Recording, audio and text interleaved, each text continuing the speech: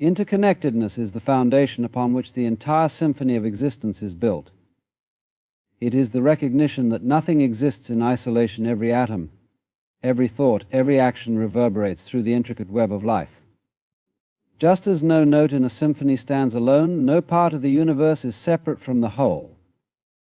The tree draws its strength from the soil, which in turn is nourished by decayed leaves, once part of the tree itself. The air we exhale feeds the life of plants, and their breath becomes ours. This interdependence is not limited to the physical realm. Our emotions, choices, and energies ripple outward, touching lives we may never meet. A single act of kindness can spark a cascade of goodwill, just as a moment of anger can spread tension far beyond its origin. Our thoughts, like radio signals, resonate in the unseen ether, connecting us to others in ways we might not even perceive. In the grander scope, the galaxies themselves are bound by unseen forces, their movements echoing in the vastness of space. The same particles that form the stars also form the cells in our bodies, reminding us that we are not merely in the universe, we are the universe, expressed in countless forms. Interconnectedness is the rhythm of life, where every beat, no matter how small, contributes to the larger harmony. Impermanence. Impermanence is the pulse of existence, the rhythm that drives the dance of life. It is the truth that nothing remains fixed, that all things are in a constant state of becoming. Every moment dissolves into the next, every wave returns to the ocean, every form eventually fades. Yet this ceaseless change is not a flaw in the design, it is the essence of life itself. Consider the seasons. Spring blossoms into summer, only to yield to the fiery hues of autumn, which in turn gives way to the stillness of winter. Each phase is transient, yet within its fleeting nature lies its beauty. A cherry blossom is cherished precisely because its bloom is brief, a snowflake admired because it melts upon touch. Impermanence is not confined to the external world, it defines our inner lives as well. Emotions rise and fall like tides, thoughts come and go like passing clouds. Our very cells, the building blocks of our bodies, are in a perpetual cycle of renewal. What we call self is not a fixed entity, but a flowing stream, ever changing and adapting. Even the stars, those beacons of stability in the night sky, are subject to the law of impermanence. They are born from clouds of gas, burn brightly for eons, and eventually collapse into darkness or explode into light, seeding new worlds. This cosmic cycle reflects the truth that endings are not failures but transitions, gateways to new beginnings. Impermanence challenges our desire for permanence, our longing to hold on to what we love. It is this tension that often causes suffering, for we resist the natural flow of life. But it is also impermanence that gives rise to creativity, growth, and renewal. Nothing can evolve without change, nothing can transform without first letting go of what came before. Duality and unity. Duality and unity are not opposites but complementary forces, two sides of the same coin that define and enrich the tapestry of existence. Life, at its core, thrives on contrast day and night, light and shadow, sound and silence. Each element exists because of the other, drawing its meaning and essence from this interplay.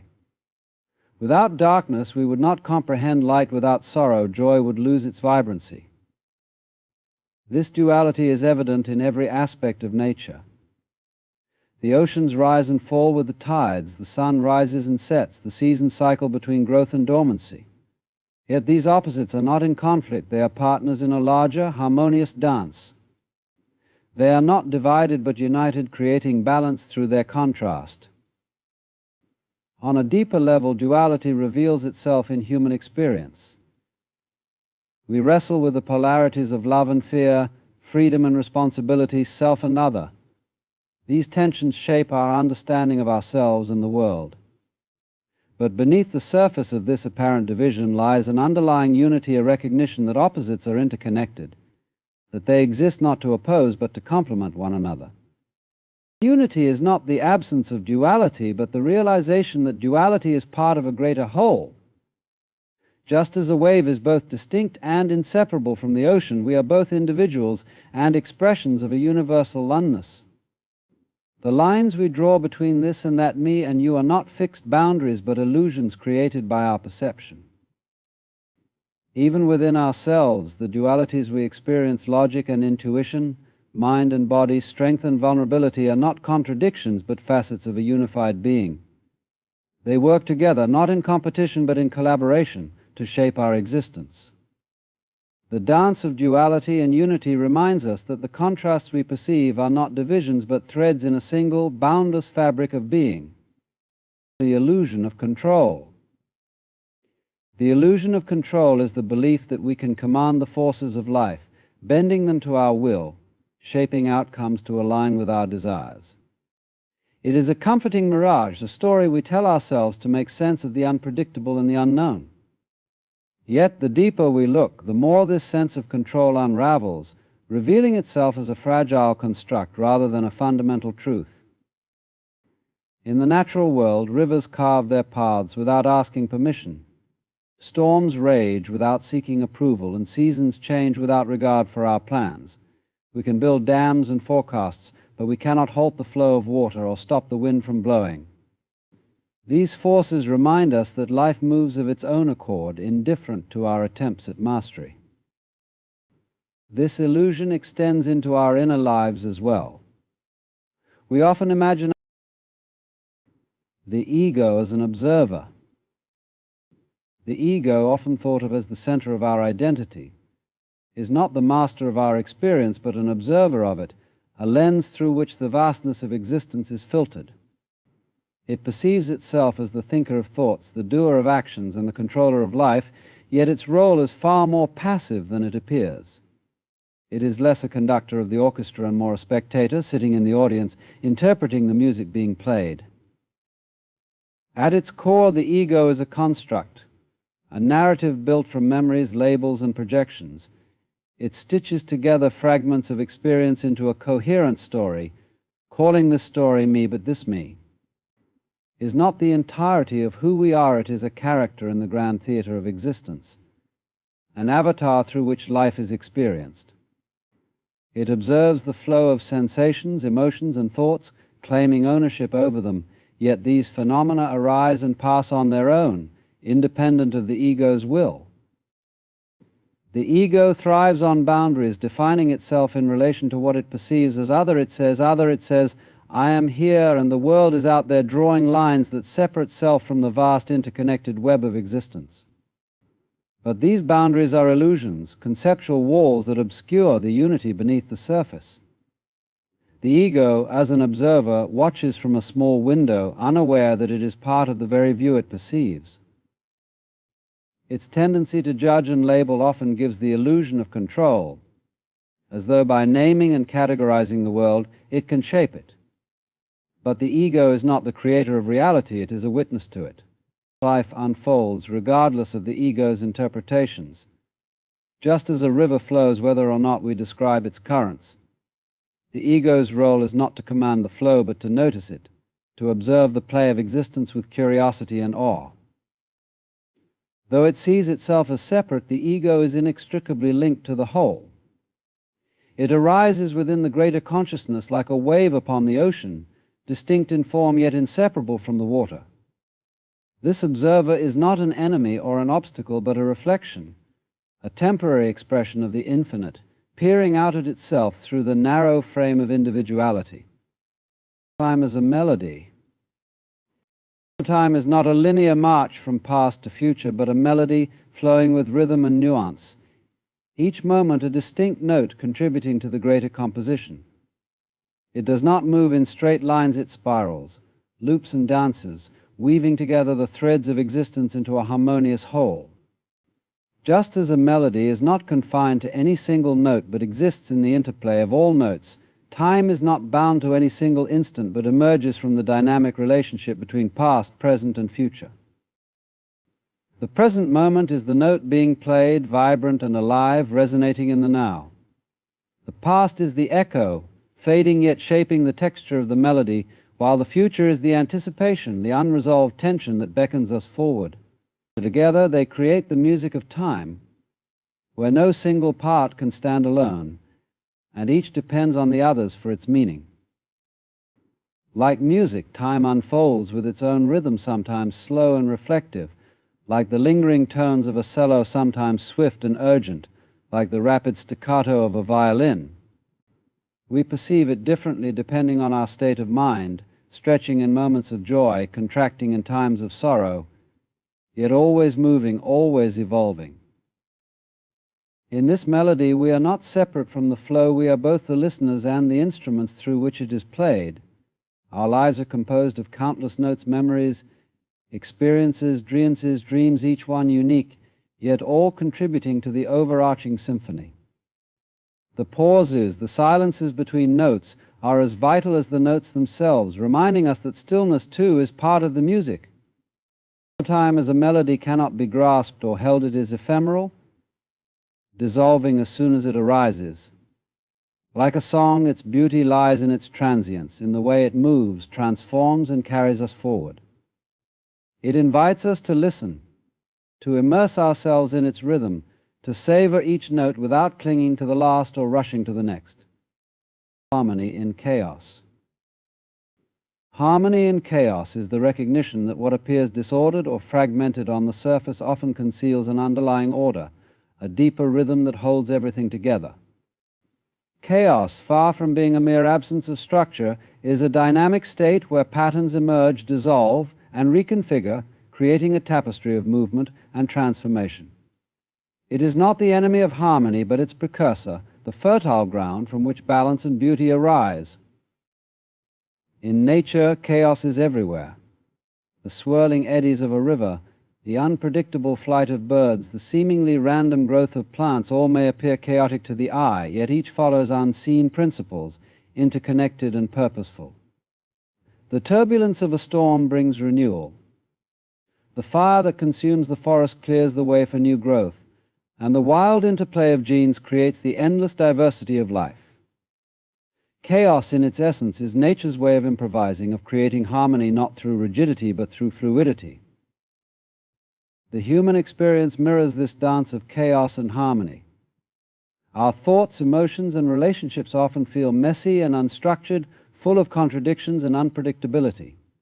Yet when we step back, patterns emerge. Struggles lead to growth, heartbreak opens the door to understanding, and confusion gives way to clarity. It is through chaos that we find the threads of our stories, the connections that give our lives meaning. Even in the grandest scales of existence, from the formation of galaxies to the quantum realm of particles, chaos and harmony coexist. The stars themselves were born from the chaos of collapsing clouds, and their light, scattered across space, weaves a cosmic harmony. What seems like randomness in one moment becomes participation vs. observation. The distinction between participation and observation is not one of mere action versus passivity, but rather two different ways of engaging with the world, each offering its own unique perspective and experience. Observation implies distance, a position outside of the flow where one watches life unfold without direct involvement. Participation, on the other hand, is immersion, a deep engagement with the unfolding moments of existence, where one becomes part of the dance rather than merely a spectator. Both are integral to understanding the full scope of experience, yet each represents a different relationship to the world. To observe is to step back, to take a moment to pause and witness the unfolding of events. It is the role of the witness, the neutral observer who sees but does not intervene. This perspective allows for clarity, for the ability to see the bigger picture, to understand patterns and connections without being swept away by the current. The observer stands at the edge, looking in, detached but aware. Yet observation, while it offers insight, can also distance us from the immediacy of life. It can create separation between us and the world, an you, us, and a them mentality that prevents us from truly engaging with what is happening. In contrast, participation is an immersion into the flow of life, where one is no longer merely an outsider, but an active participant in the unfolding process. It is a state of being fully present, where thoughts, emotions, and actions merge into the experience itself. In participation, we surrender our sense of separation and become part of the web of life, aware that our actions ripple outward and shape the whole. We are no longer merely watching, but co-creating, influencing the course of events with our choices, our energy, and our presence. This participation, however, is not a blind, impulsive action. It is a conscious engagement with life's flow, aware of the interplay between personal desire and the greater context. In participating, we lose the illusion of control, but gain something far more profound, the ability to flow with the rhythms of existence, to dance with the unknown, to move in harmony with the current rather than fighting against it. Yet participation and observation are not mutually exclusive. They are two complementary ways of being. The observer sees the whole, while the participant shapes the parts. Together, they offer a complete view of the dance of life, both its unfolding details and its grand design. The observer teaches us about the patterns that guide us, while the participant reveals the richness of experience, showing us the beauty of being fully engaged in the present moment. Embracing the unknown. To embrace the unknown is to step into life without the safety of certainty, to face the vast expanse of uncertainty not as a threat, but as an opportunity for growth, discovery, and transformation. The unknown is not a void or a danger, but a canvas unpainted and full of potential. It is the very essence of life, constantly unfolding, always beyond our control or comprehension, yet rich with possibility. To embrace it is to accept that we do not have all the answers, that the future is not something we can predict or direct, but something we must meet with open arms, trusting that whatever emerges will shape us in ways we cannot foresee. The unknown is present in every moment, hidden behind the veil of what we already know. We live in a constant state of flux, where nothing is fixed and everything is subject to change.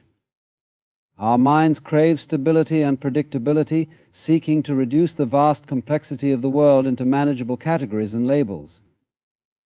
Yet in doing so, we often miss the mystery, the wonder that lies in the unexplored spaces. The unknown is not a threat to be feared, but a force to be engaged with, a reminder that life is not meant to be fully understood, but to be experienced with curiosity and awe. And to embrace the unknown requires courage, for it is uncomfortable. It means stepping outside the boundaries of our familiar reality and facing the vastness of possibility without knowing where it will lead. It means letting go of the need for control, for the ego's desire to predict and manipulate. It asks us to trust that in surrendering to uncertainty, we will find deeper layers of meaning and connection. It is through the unknown that we are challenged to grow, to evolve, to become something greater than we were before. In nature, the unknown is everywhere. The seed does not know how it will grow, the river does not know where it will end, and the tree does not know how tall it will reach. Yet each embraces the unknown, growing and unfolding in response to the forces around it, finding its path through surrender, not control. The same is true for us. Our lives unfold like a river, flowing toward an ocean that we can never fully know, yet we are always moving toward it, carried by the current of existence. To embrace the unknown is to recognize that certainty is an illusion, that the more we cling to the known, the more we limit ourselves. It is an invitation to dive into the mystery, to let go of our need for answers, and to simply be present with the unfolding of life as it is. Each unknown moment is an invitation to experience life more deeply, to be open to the surprises, the beauty, and the wisdom that can only be found in surrendering to what is yet to come. Unity through diversity. Unity through diversity is the recognition that the richness of life arises not from uniformity, but from the variety and contrast that exist within it. It is the understanding that different elements, perspectives, and expressions are not threats to one another, but essential parts of a greater whole. Diversity is not something to be feared or overcome. It is the source of strength, the foundation upon which the tapestry of existence is woven. Each individual, each culture, each life form contributes a unique